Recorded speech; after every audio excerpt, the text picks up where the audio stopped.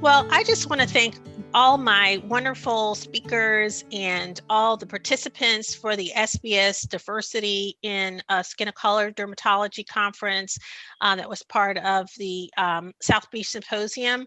We are just coming together for a very brief time to give a little bit of more feedback from our talks. We were covering melasma, we're covering pigmentation in other ways, post-inflammatory pigmentation and acne. We covered also some aesthetic procedures and the things that you can do for pigmentation in people of color. So we're going to do a little bit of a question and answer and a little bit of a recap, and hopefully this will be helpful to all of our viewers and listeners. And again, thank you for participating in this wonderful conference. It was certainly in association with the Skin of Color Society, so we're very excited to present that for you. So let's start with Dr. Callender. Dr. Callender, you covered acne and PIH, and there's so much we can talk about, when you talk about those two topics. If you had to take a single thing away from what your patients come in and tell you about when they come in for their acne and PIH, what is the single thing that's most important, and what do you tell them about that? Well, as we know, patients who have acne and have darker skin types, they suffer with post-inflammatory hyperpigmentation. So we all know that that's why they come in. Can you get rid of these dark spots, these scars? But, as clinicians, we know that we have to treat the cause. And so that's the acne. So the treatment of choice would be to combine the two diagnoses and get success. So we all know that topical retinoids are the treatment of choice for acne. But we also know that it actually helps with post-inflammatory hyperpigmentation. So you're doing, what your patient wants, you're doing what you want, and just starting them on a topical retinoid and, of course, a good sunscreen or some form of sun protection is the treatment of choice. And patients will start to improve with their acne in about 8 weeks. Their hyperpigmentation will resolve, especially the epidermal component of PIH. And so, you're both the happy campers. Yeah, I think that's a great answer, and sort of, does recapitulate what I see in my patients. I think you laid out a couple of really important things. Setting expectations. They see these commercials on TV where they start a treatment and they're better in a week, so when they don't get better in a week in our treatments, sometimes setting those expectations, okay, 2 months is where we're going to be looking. That really helps them. The sunscreen piece, I think, is so important because many people with skin of color do not use sunscreen. So giving them that sort of, piece, I think, is so important. So I think that really encompasses, a big part of what we need to do with our patients with acne and PIH.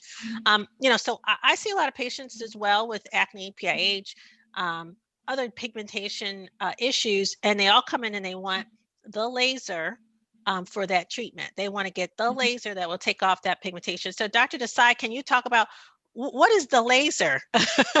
What are we really going to offer our patients? I think we all get that question. And it's sort of like you have to tell the patient, we got to pump the brakes for a little bit and take a step back. It's not just a come in, get a treatment, quick fix. I can't tell you how many patients come in, like Dr. Callender said, with acne and PAH, but I see this a lot even with my melasma patients. Mm-hmm. And then even my patients of certain ethnicities who simply come in saying, can you make me brighter and fairer and change my complexion? I mean, we have these cultural nuances that show up in a lot of our patients with skin of color, and jumping into a peel or jumping into microneedling or laser without the appropriate priming of the skin using topical lightening agents and antioxidants and even retinol in some cases for at least a 4-week period before jumping into any physical modality treatment, you're kind of setting yourself up for not optimal outcome. So I always tell my patients, like both of you said, we got to treat your underlying skin condition first before we tackle your dark spots. Otherwise,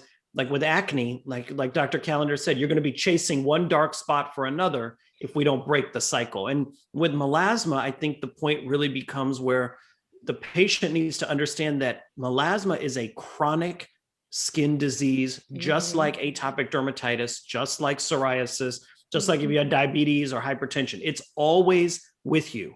Our job as the board certified dermatologists is to help manage the disease as best we can for optimal patient outcomes so they're happy with the way it looks, with the understanding that it could flare up at any time, and using those antioxidants and sunscreens and then moving into chemical peels is helpful. I will tell you though, to go back to your main question about lasers, laser, in my opinion, is the last treatment option in general before I try a lot of other things before we go to laser. Let's put it that way, especially in our patients with skin of color, because I don't want to rob Peter to pay Paul and create another pigmentary issue, try to fix the melasma and then make them have PIH, or try to get the PIH better. And now I'm inducing scarring and burns. So I really think we need to dispel myths. Lasers can play a role in patients of color, absolutely. But it's not for everyone, and one size doesn't fit all. That is so true. You know, I come in and my patients are either on one side of the fence where they want the magical laser, or the other side of the fence where I talk about, say, for instance, PIH that they have from hirsutism, and they're frightened of the hair removal laser because they said, well, Black people can't use lasers. And then you have to go through that whole story. That's the laser you can use. That's the one that we know about. That's the one we have experience with. So yes, I think that, sort of dispelling those myths is so important. The other thing, the other piece that I like you sort of landed on, is this idea that the board certified dermatologist is the person that's going to do the diagnosis. We have to diagnose what you have in order to treat it effectively. You can go to any Tom, Dick, or Harry, a spa or a non-dermatologist, and they can do some treatment.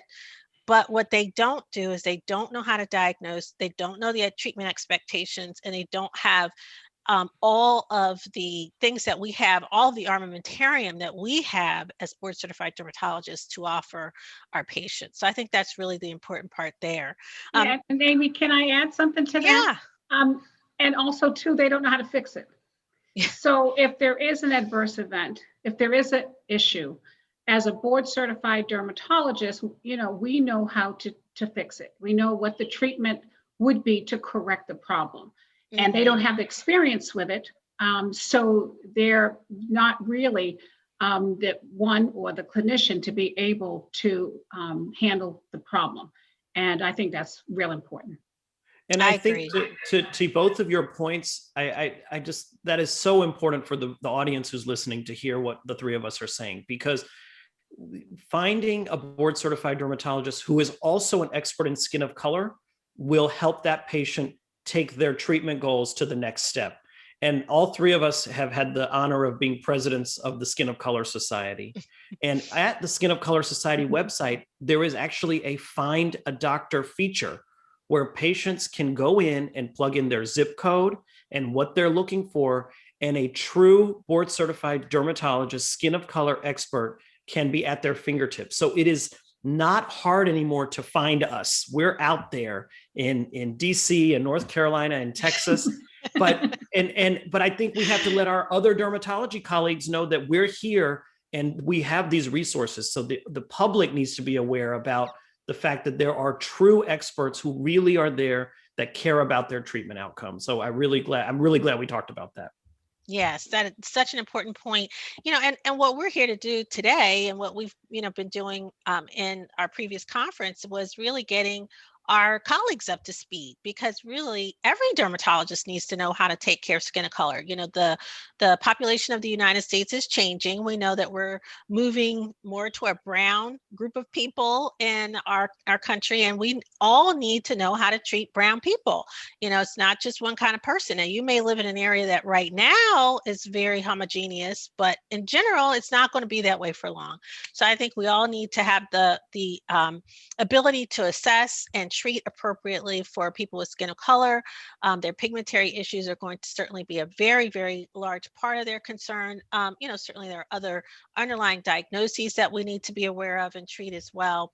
You need to talk to them about sunscreen, because that's a big, wide open area that's coming under scrutiny for people of color right now. We're seeing lots of data, for instance, about does sunscreen help prevent skin cancer? And even though we're seeing data suggest that it doesn't, there's so many other things that sunscreen is important for. So I think all of those things are going to be important.